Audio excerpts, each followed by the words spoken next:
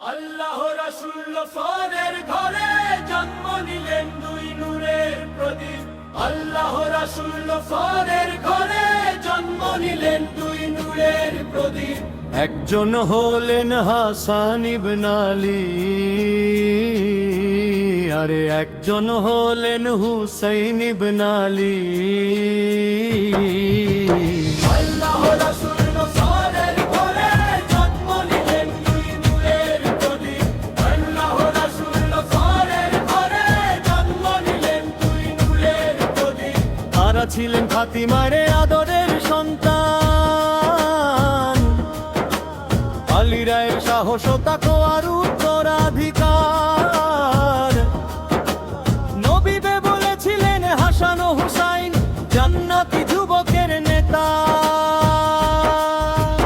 ইমাম হাসান ছিল শান্তির প্রতীকের, তফাতে রাখে তিনি ক্ষমতা ত্যাগ করেছিলেন। ইমাম হাসান ছিল শান্তির প্রতীকের, তফাতে রাখে তিনি ক্ষমতা ত্যাগ করেছিলেন। আল্লাহ রাসূল ফরের ঘরে জন্ম নিলেন দুই নূরের প্রদীপ। আল্লাহ রাসূল ফরের ঘরে জন্ম নিলেন দুই নূরের প্রদীপ। নিজের অধিকার ছেড়ে দিয়ে বলেছিলেন উম্মাহর ঐক্যই সবচেয়ে বড় ইবাদত।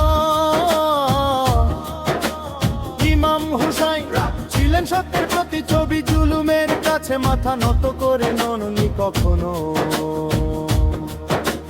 কারবালার প্রান্তরে তিনি দাঁড়িয়েছিলেন একা, সাথে ছিল শুধু পরিবার আর ইমান। পানি বাঁধো তলোয়ার উঁচু আকাশ ভারী, তবুও সত্য থেকে এক চুলো সরেননি তিনি। হুসাইন শহীদ হলেন কিন্তু অন্যায় পরাজিত হলো ইতিহাসে। হাসানের পথ শেখায় ধৈর্য ক্ষমা, হুসাইনের পথ শেখায় ত্যাগ শাহাদাত।